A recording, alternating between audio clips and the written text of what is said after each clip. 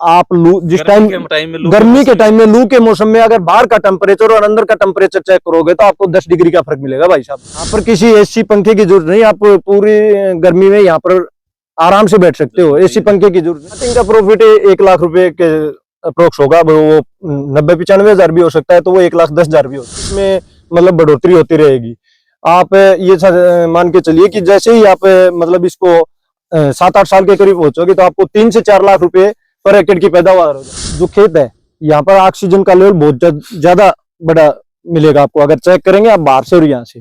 तो ऑक्सीजन भी बहुत ज्यादा, ये फायदा करेगा, किसान को भी फायदा करेगा, हमारे पर्यावरण को भी फायदा करेगा और हमारे देश की इकोनॉमी को भी फायदा। पारंपरिक खेती करते रहे ना तो गरीब होता ही रहेगा किसान, क्योंकि अभी हमारी जो जमीन है उसकी जो न्यूट्रिशन वैल्यू है वो खत्म होती जा रही है। इतने पेस्टिसाइड और इतनी खाद और वो चीज डाल रही है। आपने नहीं खेती ली है इसने, मैंने 2 साल इसमें खेती ली है। अच्छा। मैंने इसमें गेहूं भी लिए हैं, मैंने इसमें मूंग भी लिए हैं। हाँ जी, जब ये छोटे होते हैं आप 2 साल इसमें खेती लिए, पत्ते देख रहे हैं। ये कुछ दिनों में गलकर एक बहुत बढ़िया खाद के रूप में ऑर्गेनिक खाद हो जाएगी। ये दूसरे खेत में आप डाल दीजिए, बहुत बढ़िया काम। ज्यादा टाइम में खेती को दे नहीं सकता था, इसलिए मैंने सोचा भाई मैं क्यों ना ये खेती करूं, इसमें फायदा भी है और ज्यादा कुछ करना भी नहीं है। खेती से भी कम एफर्ट इसमें लगाना पड़ता है। अच्छा। आपको क्या करना है कि पौधे लगा दिए, स्टार्टिंग के 2 साल आप इसमें पौधे में ज्यादा पानी देने की आवश्यकता नहीं है, बस नमी बरकरार रखिए। और इसमें जैसे इस पौधे की बात करें तो ये एक ही पौधा है क्या? ये एक पौधा है। अच्छा। इसी एक ही पौधे से ये इतने शूट निकले हुए हैं। अगर इसका स्टार्टिंग के पौधे की मैं बात करूं तो वो बहुत छोटा पौधा मिलेगा आपको। अच्छा। ये जो दिखाया था वो 3 साल का है, लेकिन ये 1 साल का है। अच्छा। और अब की बार जो इसके यहाँ से जो शूट निकलेंगे ना वो इससे मोटे होंगे, इससे ऊंचे होंगे। दोस्तों नमस्कार, स्वागत है एक बार दोबारा से हमारे YouTube चैनल सजग संसार में। और एक नया चैनल हमने शुरू किया है सजग किसान क्रांति में। आज हम आपको एक किसान से संबंधित, एक खेती से संबंधित एक वीडियो के अंदर लेकर के आए हैं, क्योंकि आम देखा जाए तो अपने इस क्षेत्र के अंदर, भारत के पूर्वी राज्यों के अंदर खेती के ऊपर निर्भर रहते हैं। क्योंकि आम जो देखा जाए तो 80% से ज्यादा लोग हैं जो वो खेती पर निर्भर हैं। लेकिन बिजनेस के अंदर खेती बहुत सारे कम लोग करते हैं। लेकिन आज हम आपको दिखाएंगे कि कम भूमि के अंदर अगर ज्यादा उपज लेना चाहते हैं तो किस प्रकार की आपको बिजनेस की खेती करनी चाहिए। बहुत सारे लोग हैं, कोई फल फ्रूट्स की खेती करता है, कोई फूलों की खेती करता है। लेकिन आज हम आपको दिखाएंगे कि एक ग्रामीण क्षेत्र के अंदर, भारत के पूर्वी राज्य, सिर्फ फिलहाल मैं तोशाम क्षेत्र के अंदर मौजूद हूँ और गांव है ये इसरवाल। इसके अंदर एक साथी ने बांस की खेती कर रखी है, इसके बारे में हम बातचीत करेंगे। क्योंकि बांस जो है वो भारत के बताया जाता है कि सबसे ज्यादा असम राज्य के अंदर जो है वो सबसे ज्यादा खेती बांस की जाती है। लेकिन बताया जाता है कि अगर किसी भी राज्य के अंदर अगर बांस की खेती कोई व्यक्ति करना चाहता है तो वो कर सकता है। इसके लिए कोई अलग से बातचीत नहीं होती। आप बंजर भूमि के अंदर भी आप करना चाहते हैं तो आप बांस की खेती कर सकते हैं। और बांस की खेती के बहुत सारे फायदे हैं, यहाँ तक कि हमारे शरीर के अंदर इम्यूनिटी को बढ़ाने के लिए भी बांस का जो है प्रयोग किया जाता है। बहुत से आयुर्वेदिक चीजों के अंदर बांस का प्रयोग किया जाता है। घर के अंदर, खाट के अंदर भी बांस का यूज होता है। लेकिन मोस्टली बहुत सारे देशों के अंदर निर्यात होता है कि भाई डायबिटीज अगर किसी प्रकार की होती है, कोई और बीमारी होती है, उसके अंदर लाभदायक होता है। तो हम साथी से बातचीत करेंगे और कैमरामैन सहयोगी से कहूंगा कि भी थोड़ा सा दिखा दीजिएगा और बातचीत करेंगे कि स्टार्टअप कैसे कर सकते हैं, क्या इसके अंदर पैसा लगता है, कितना पैसा लगता है और कितना पैसा होने के बाद इसके अंदर पानी की कितनी जरूरत होती है। पहले तो बताया जाता है कि स्टार्टिंग में तो पानी की ज्यादा जरूरत होती है, लेकिन जब जैसे जैसे समय बीतता जाता है तो ज्यादा पानी की जरूरत नहीं होती है। पौधे से पौधे के बीच की दूरी कितनी होनी चाहिए, तो बातचीत भाई साहब से करेंगे कि भाई ऐसा आइडिया उनके दिमाग में कैसे आया कि लोग हमारे इस एरिया के अंदर सरसों की खेती करें या फिर बाजरे की खेती, गेहूं की खेती बहुत सारे लोग करते हैं। लेकिन इस प्रकार के बांस की खेती के 1-2 ही उदाहरण हमारे इस एरिया के अंदर मिलेंगे। देखिए पीछे और भाई साहब हैं, उनसे बातचीत कर लेते हैं। भाई साहब नमस्कार। जय श्री राम भाई साहब। और कैसे हो, ठीक हो? बिल्कुल बढ़िया भाई साहब। अच्छा, तो सबसे पहले तो अपना नाम बता दीजिए आप। मेरा नाम मुकेश कादियाना है। अच्छा, और गांव कौन सा है? गांव इसरवाल है जी। इसरवाल से। हाँ जी। तो सबसे पहले हम आपसे जानना चाहेंगे कि ये बांस की खेती आपने कितने समय पहले शुरुआत की थी? ये मैंने 3 साल पहले शुरुआत की थी इसकी। अच्छा, तो कैसे आइडिया आया आपके दिमाग में कि मुझे बांस की खेती करनी है? देखो भाई साहब, वैसे मैं किसान तो हूँ नहीं, किसान परिवार से जरूर हूँ, लेकिन मेरा इलेक्ट्रॉनिक्स का बिजनेस है। अच्छा। मेरा इलेक्ट्रॉनिक्स का शोरूम है इसरवाल में। और एक बार 2020 में क्या हुआ कि भाई किसानों के ये कपास की फसल थी, ये जल गई थी। और मैं आरएसएस से बिलोंग करता हूँ। उसके किसानों के बीच में बैठकर बातचीत हो रही थी, तो एक ताऊ जी थे, उन्होंने मेरे को बोल दिया, भाई बेटा आपको क्या पता, आप तो कृषि करते नहीं हो, आपका तो धंधा अच्छी तरह से चल रहा है, आप हमें नई कृषि की बारे में बता रहे हो, तो आपको ज्ञान होना चाहिए। ताऊ जी की बात भी सही थी, मैं कृषि तो करता नहीं हूँ, तो मैं उनको क्या शिक्षा दे सकता हूँ। यही सोचकर मैंने सोचा कि भाई मेरे 1 एकड़ जमीन है, मैं इसमें कुछ करूं। मैं ये बटाई पर देता था, लेकिन कुछ करके फिर ही देखूं। मैं आके देखा भी किसानों को तो नुकसान तो बहुत ज्यादा है, ये पारंपरिक फसल में फायदा हो नहीं रहा है किसानों को, क्या किया जाए, यही मैं सोच रहा था। तो मैंने इसमें एक मित्र है मेरे अमरजीत सिंह भाई साहब, उनसे बातचीत की, तो हमने केला लगाने का प्रोग्राम बनाया। तो मैं खेत में आया, जगह देखी, भाई केला लगाएंगे। फिर मैं उस केले के बारे में और उस जो किसानों की फसल बर्बाद हुई थी कपास की, उसके बारे में यूट्यूब पे ही सर्च कर रहा था। तो यूट्यूब पे सर्च करते करते मेरे को निपाणी गांव के राजशेखर पाटिल जी हैं, अच्छा, राजशेखर पाटिल जी का वीडियो मिला मेरे को। तो वो देखा ये बाम्बू के बारे में, मैंने इसके बारे में, वो खेती करते हैं बहुत बड़े स्तर पर, अच्छा, और उनका जीवन बहुत सुधार हुआ है इससे। वो कर्जे में थे वो किसान, और फिर अब वो बहुत ज्यादा पैसे वाले हैं। अच्छा, ज्यादा टाइम में खेती को दे नहीं सकता था, इसलिए मैंने सोचा भाई मैं क्यों ना ये खेती करूं, इसमें फायदा भी है और ज्यादा कुछ करना भी नहीं है। ये सोचकर ही मैंने ये काम शुरू किया था। एक चीज ये है, जैसे हमारी पारंपरिक खेती है, हमारे माता पिता की बात करें, आसपास के लोग करें, भाई ज्यादा दिमाग की भी जरूरत नहीं होती गेहूं की फसलों के अंदर, गेहूं कपास की खेती के अंदर, बाजरे की खेती के अंदर।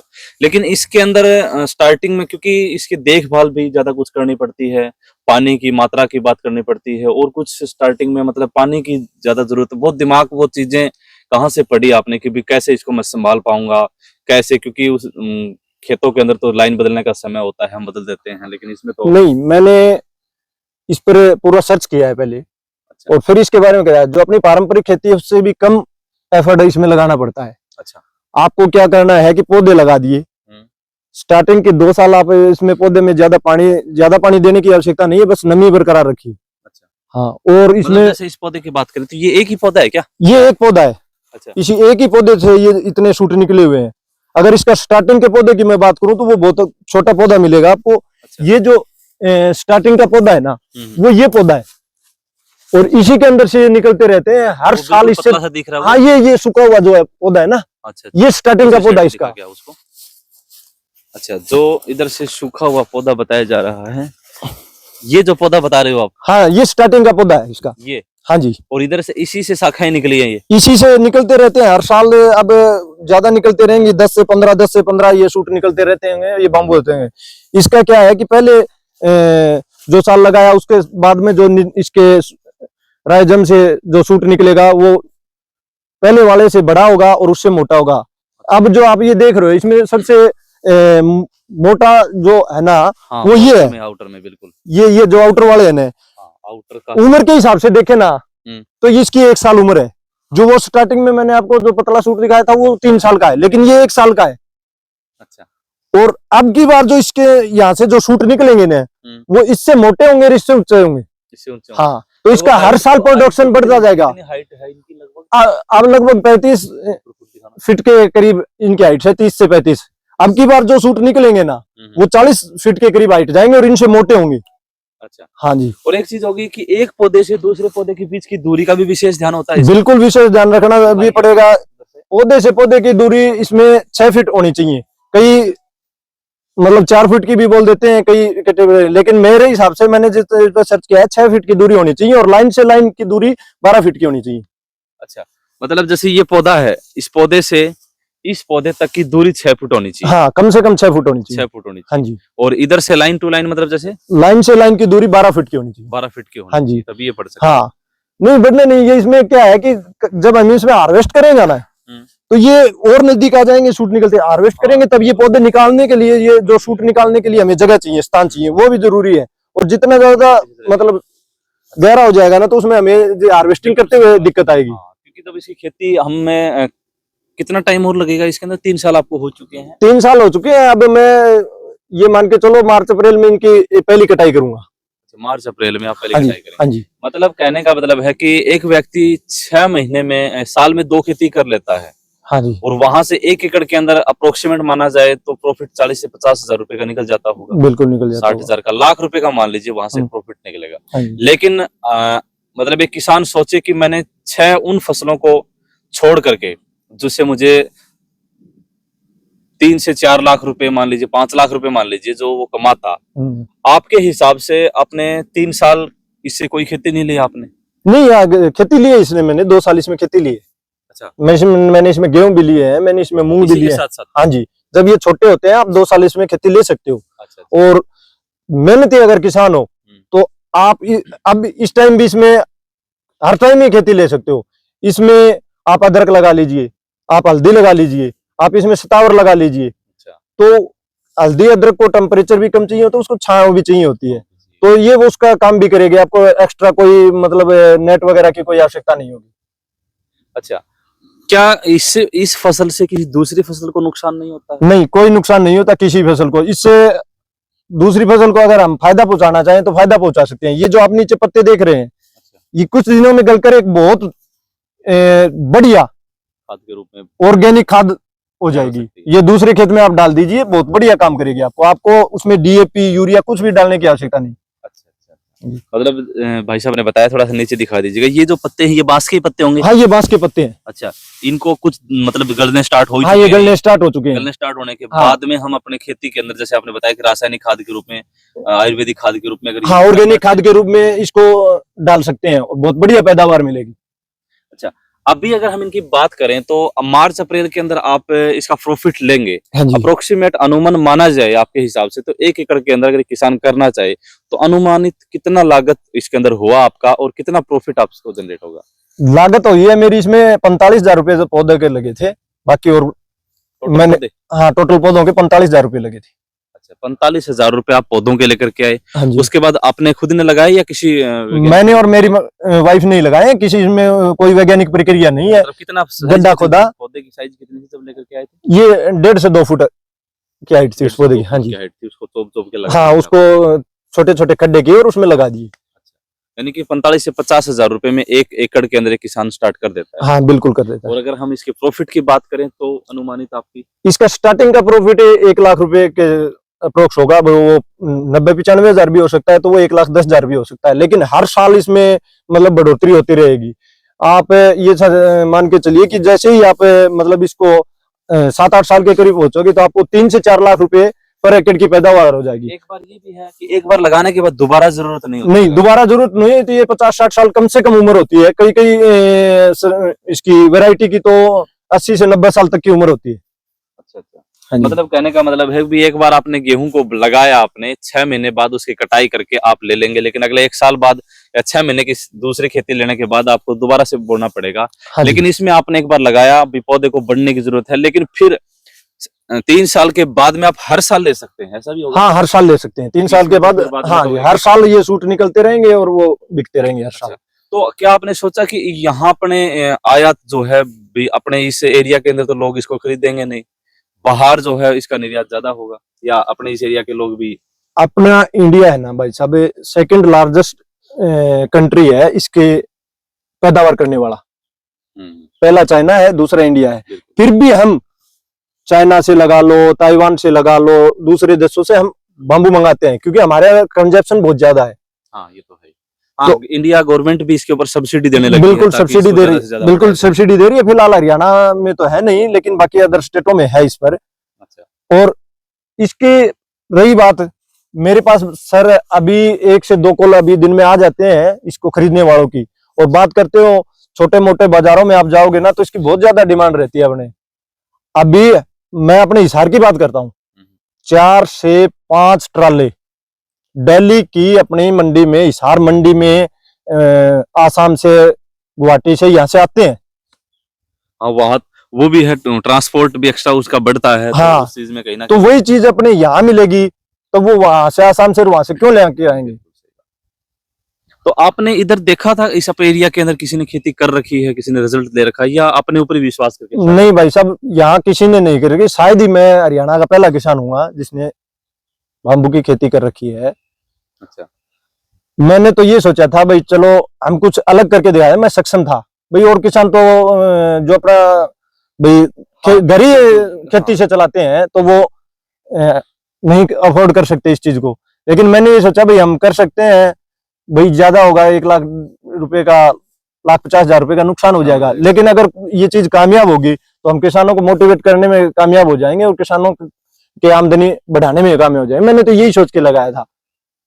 बिल्कुल भाई, हमने देखा अभी यार लगातार आ रहे थे हम इस एरिया के अंदर, फल फ्रूट्स की खेती के ऊपर ज्यादा लोग बढ़ रहे हैं। हाँ और बिल्कुल। बात करें हम हरियाणा की तरफ, तो हरियाणा के अभी फिलहाल के जो कृषि मंत्री हैं वो भी मतलब बागवानी खेती को ज्यादा तवज्जो दे रहे हैं कि लोग जो हैं वो हमारी पारंपरिक जो खेती चलती आ रही है उससे छोड़ करके कुछ बिजनेस खेती करें, किसान के अंदर अपना भविष्य देखें। क्योंकि आजकल कहा जाता है कि जो खेती में किसान है ना, वो सबसे गरीब हम कह सकते हैं, लेकिन आज अगर इस प्रकार की आप खेती कर रहे हैं तो वो सबसे अमीर बन सकते हैं। बिल्कुल बन सकते हैं। और गरीब भाई साहब अगर पारंपरिक खेती करते रहे ना तो गरीब होता ही रहेगा किसान। क्योंकि अभी हमारी जो जमीन है उसकी जो न्यूट्रिशन वैल्यू है वो खत्म होती जा रही है, इतने पेस्टिसाइड और इतनी खाद और वो चीज डाल रहे हैं हम, तो वो पैदावार घटती ही जाएगी। तो यही सोच के हमने ये लगाया था कि भी जो भी किसान है थोड़ा है, अगर ज्यादा मेहनती किसान है तो वो कमाई कर सकता है। और इसको आप एक खेती के रूप में मत देखिए, इसको एक बिजनेस के रूप में देखिए। और बिजनेस के रूप में जो भी किसान काम करेगा ना वो कामयाब होगा। और कुछ चीजें ऐसी हैं भाई, कोई मेहनती है, ये चीज ऐसी है बाम्बू, इसमें ज्यादा मेहनत की जरूरत नहीं, इसमें कोई किसी प्रकार की कोई खाद नहीं डालनी, इसमें कोई निराई गुड़ाई नहीं करनी, कुछ भी नहीं करना, आपको लगाना है मात्र पानी देना है। मतलब स्टार्टिंग में कितने दिनों तक इसकी देखभाल करनी होती है लगाने के बाद? इसको ज्यादा नुकसान की बात नहीं है, आपको सिर्फ पानी ही देना है, ज्यादा देखभाल की आवश्यकता नहीं, इसमें निराई गुड़ाई की, खाद पानी की कुछ चीज की आवश्यकता नहीं है। और कोई खपरा खरपतवार ऐसा कुछ भी इसको कोई नुकसान नहीं करता, यहाँ तक कि भैया हमारा पशु भी इसको नुकसान नहीं करते। अच्छा अच्छा, हाँ ये बात भी सही है। मतलब देख सकते हैं भाई, एक किसान अगर चाहे तो क्या नहीं कर सकता है, क्योंकि किसानी इस देश की जान है। किसान इस देश के ऊपर, कहना चाहूंगा देश किसान के ऊपर निर्भर है। लेकिन अपने पारंपरिक खेती को छोड़ करके अगर आप एक बिजनेस की लाइन की खेती करना चाहते हैं तो इससे बढ़िया खेती नहीं हो सकती। क्योंकि जो जगह आपकी यहाँ पे बची हुई है इसके अंदर अगर आप, कोई भाई साहब ने बताया कि हल्दी की है, कोई अदरक की है या आलू की है, कोई अलग प्रकार की अगर आप खेती करना चाहते हैं तो साथ साथ आप कर सकते हैं। और सबसे बड़ी बात कि स्टार्टिंग में तो आपको पानी देना है। अब आप कितने दिनों से इसमें पानी नहीं दे रहे हैं? भाई साहब मेरे को 6 महीने हो गए इसमें पानी दे हुए। 6 महीने हो गए इसको हाँ जी। संभाल ही नहीं रहे एक प्रकार से आप? बिल्कुल, मैं दूसरी बार खेत में आया हूँ 6 महीने। अच्छा, 6 महीने में? हाँ। ना मतलब किसी आवारा पशु की दिक्कत किसी या चीज की कोई दिक्कत नहीं है, किसी दूसरे किसान की भी दिक्कत नहीं कि नहीं, फल फ्रूट है तोड़ के हाँ तोड़ के ले जाएगा, कोई इसमें नुकसान की तो 1% ही गुंजाइश नहीं है। अगर किसान कुछ करना चाहे तो इसमें एक्स्ट्रा कमाई कर सकता है भाई साहब, अगर अपना खुद का वो करना चाहे तो। जैसे ये देखिए आप, ये हर पौधे पर आपको 30 से 40 ऐसे पत्ते मिलेंगे। अच्छा। इसको आप डोना पत्तल इसमें तब्दील कर सकते हैं। मैंने खुद भी किया है, मेरे पड़ोस में एक डोना, वो जो कटोरियां होती हैं वो बनाने की मशीन थी, तो मैंने खुद ले जाके किया और मैंने अपने कृषि मंत्री जी को ये भेंट भी किए इसके कटोरियां। अच्छा, इसको मतलब जो क्या बोलते हैं वो प्लेट, कौन सी प्लेट? भाई अपने छोटी प्लेट होगी जैसे डिस्पोजल टाइप की, उसमें क्या है, उसमें प्लास्टिक में पर्यावरण को नुकसान होगा। ये प्योर शुद्ध चीज है, ना ही तो आपके स्वास्थ्य को नुकसान होगा ना ही पर्यावरण को नुकसान होगा। रही बात आप विवाह शादी में देखिए, जो डिस्पोजल का कचरा है ना वो डिस्पोज नहीं होता जल्दी से, कोई अपने खेत में क्यार में घेरने नहीं देगा। हाँ, प्लास्टिक वो गंदगी है। ये अगर कोई मतलब ये चीज है, अगर ये कोई मेरे खेत में घेरना चाहे मैं राजी खुशी घेर के जाऊंगा, क्योंकि ये एक बढ़िया खाद का रूप का। हाँ जी, ये डिस्पोज हो जाएगी। तो भाई फिलहाल की तस्वीरें आप देख रहे थे। मैं तो कहना चाहूंगा कि ज्यादा से ज्यादा आप लोग इस वीडियो को शेयर करें, और जो किसान भाई से संपर्क करना चाहता है तो भाई का नंबर भी हम दे सकते हैं। हाँ बिल्कुल दे सकते हो भाई साहब। कि कोई भी किसान भाई है आपसे प्रेरित होकर के अगर स्टार्टअप करना चाहता है, भी पूछताछ करे आपको। बिल्कुल भाई साहब। मैं मन में स्टार्टिंग में देखो करना तो हर कोई चाहता है, हाँ। लेकिन सबसे दिमाग में पहले आता है कि भी नुकसान हो सकता है इस चीज के अंदर। तो भी आपने बताया कि भी नुकसान तो है ही नहीं कुछ, क्योंकि इसे किसी भी खेती के अंदर किया जा सकता है। बिल्कुल किया जा 10 साल बंजर छोड़ दिया हो। हाँ, किसी कोई बंजर जमीन हो, आप इसमें 5000 TDS पानी है ना, उसमें भी ये ग्रो करेगा। क्योंकि मेन चीज देखो क्या होता है, अब किसान एक साल में गेहूं लेता है, तो गेहूं यहाँ पे बोए है ना, तो अगली बार गेहूं यहाँ नहीं बोएगा वो वो दूसरी मतलब तल बदल चलता रहता है। बिल्कुल मतलब उससे ये होता है कि भी यहाँ पे फायदा नहीं मिलेगा। तो लेकिन आपने यहाँ बताया चाहे गेहूं बो रखा हो पहले, चाहे सरसों बो रखी हो, चाहे कपास या कुछ कुछ भी हो, मतलब कुछ भी उसमें हो आप कर सकता है, सकते हो आप। बिल्कुल कर सकते हैं। और मैं किसान भाइयों को एक बात और बता देता हूँ फायदे के लिए। चलो आप ये प्रॉपर रूप से खेती नहीं करना चाहते तो, लेकिन अपनी जो खेत की मेड़ है उस पर आप ये जरूर लगाइए। हाँ, ये भी सही उसके में फायदे ये है कि फसल बचेगी, एक तो आंधी पर्यावरण और जो आपको पानी- गर्म हवाएं चलेंगी उनसे आपके अंदर की फसल बचेगी। दूसरा, जो पाला पड़ता है उससे आपकी फसल बचेगी। तीसरा, आपको इसकी पैदावार भी मिलती रहेगी। साथ साथ में आपकी मेड़ है जो आपकी, वो भी आपको कमाई देगी। फेंसिंग है आपकी कमाई देगी। अगर आप तारबंदी करवाओगे उसको आपको खर्चा होगा, इसमें कोई खर्चा नहीं होगा, और ये हर साल आपको कमाई देगी। तीसरा, आपकी ये फेंसिंग ऐसी हो जाएगी, आपके जो तारबंदी करते हो वो टूट सकती है, ये नहीं टूटेगी। ये आप किसी भी चीज, कितनी भी बड़ी गाड़ी की टक्कर मार दीजिए, ये टूटेगा नहीं। और इस पे हमारा नितिन गडकरी जी हैं, वो बहुत बढ़िया काम कर रहे हैं, प्रमोट कर रहे हैं। इससे बहुत कुछ चीजें बनती हैं। एथेनॉल बन रहा है, वो एथेनॉल के प्लांटों में सबसे ज्यादा डिमांड होती है बम्बू की। बिल्कुल।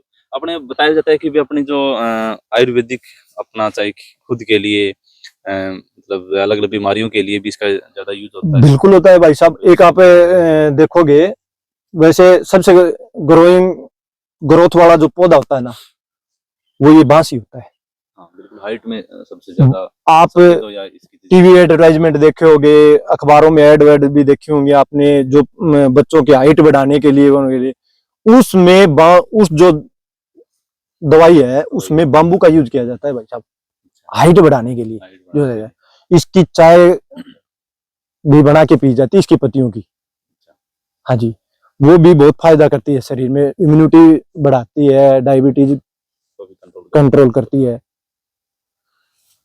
तो भाई साहब ने पूरे ग्राफिकली तरीके से बताया आपको, और अपनी हिस्ट्री भी बताई कि भी अगर एक किसान चाहे तो क्या नहीं कर सकता। इन्होंने तो आजमा के देखा था कि भी ऐसी हो सकती है। कई लोग ऐसा करते हैं कि भी नहीं होती है। तो उन्होंने बताया मैं खेती से जुड़ा हुआ नहीं था, लेकिन उसके बावजूद मैंने ऐसी खेती की जिसके ऊपर लोग विश्वास कम करते हैं। लेकिन उन्होंने कहा कि अगर किसान चाहे तो वो अपने ऊपर विश्वास करके बहुत कुछ बड़ा कर सकता है। ये पूरा आप देख रहे होंगे 1 एकड़ के अंदर लहलाती हुई पूरी फसल जो इनकी बांस की नजर आ रही है, ये लगातार इनको 3 साल हो चुके हैं। और पहली जो बताया कि हर साल, और सबसे मेन बात यह है कि भाई आपको एक बार लगाने के बाद दोबारा आपको जरूरत नहीं पड़ेगी, आपको लगाना पड़ेगा। और लगातार आप साल 2 साल 6 महीने आप इसकी खेती करना चाहें, इसका लाभ लेना चाहें तो आप ले सकते हैं पूरे देश भर के अंदर। और मैंने आपको स्टार्टिंग में बताया था कि भारत का पूर्वी राज्य मैं कहना चाहूं, और खास करके जो असम जो राज्य है उसके अंदर सबसे ज्यादा प्रयोग जो किया जाता है। लेकिन भारत सरकार भी इसके ऊपर आपको सब्सिडी के तहत दे रही है अगर आप इसकी खेती करना चाहते हैं, क्योंकि चाइना से एक्सपोर्ट होने में भी, आयात निर्यात के ऊपर भी बहुत ज्यादा पैसा लगता है। और सरकार ने भी, क्योंकि ज्यादा दवाइयों के अंदर इसका प्रयोग होता है, अलग अलग चीजों के अंदर जो है वो बाम्बू का प्रयोग किया जाता है। और भाई साहब ने अपने स्पेशल तरीके से बताया, तो भाई साहब आपका बहुत बहुत धन्यवाद हमारे चैनल पर आने के लिए। एक इम्पोर्टेंट बात और रह गई भाई साहब, मैं वो आपको वो और बता देता हूँ। ये जो बाम्बू है ना, ये जो खेत है, यहाँ पर ऑक्सीजन का लेवल बहुत ज्यादा बड़ा मिलेगा आपको, अगर चेक करेंगे आप बाहर से और यहाँ से। अच्छा। तो ऑक्सीजन भी बहुत ज्यादा है। ये फायदा करेगा, किसान को भी फायदा करेगा, हमारे पर्यावरण को भी फायदा करेगा, और हमारे देश की इकोनॉमी को भी फायदा करेगा। क्योंकि हम बाहर से जो बाम्बू मंगवाते हैं तो हमारा पैसा बाहर जाता है, और वही पैसा हमारे देश में रहेगा। पर्यावरण का फायदा ये करेगा कि ये सबसे ज्यादा मतलब पर्यावरण के लाभदायक पौधा है। ये 24 घंटे ऑक्सीजन देता है अपने पीपल की तरह, और जो इसका कार्बन है उसका ऑब्जर्व बहुत ज्यादा, इससे ज्यादा कोई भी पौधा नहीं करता। हमें हो रहा है हाँ, क्योंकि हम इधर से चल के आए हैं, तो इतना शांति के साथ, इतना ठंडा मतलब एरिया बहुत। अगर आप जिस टाइम गर्मी के टाइम में, लू के मौसम में, अगर बाहर का टेम्परेचर और अंदर का टेम्परेचर चेक करोगे तो आपको 10 डिग्री का फर्क मिलेगा भाई साहब। यहाँ पर किसी एसी पंखे की जरूरत नहीं, आप पूरी गर्मी में यहाँ पर आराम से बैठ सकते हो, एसी पंखे की जरूरत नहीं है। जब जेठ का महीना हो, हाँ, लोग कूलर पंखा उनते भी। अभी आपने देखा होगा, अभी कोरोना काल में ऑक्सीजन के वो बहुत दिक्कत थी। मैं आपको बता दूं, जापान में बाम्बू के जैसे वो बना रखे हैं, उनको ऑक्सीजन चैम्बर बोलते हैं। यहाँ कोई भी जिसको सांस की दिक्कत हो, वो अगर सुबह शाम इसमें घूमे तो वो सांस की दिक्कत भी दूर हो जाए, तो उसके शरीर का ऑक्सीजन लेवल बढ़ जाएगा। क्योंकि यहाँ पूरे इस खेत में ऑक्सीजन का आपको बहुत ज्यादा वो मिलेगा। अच्छा। हाँ जी।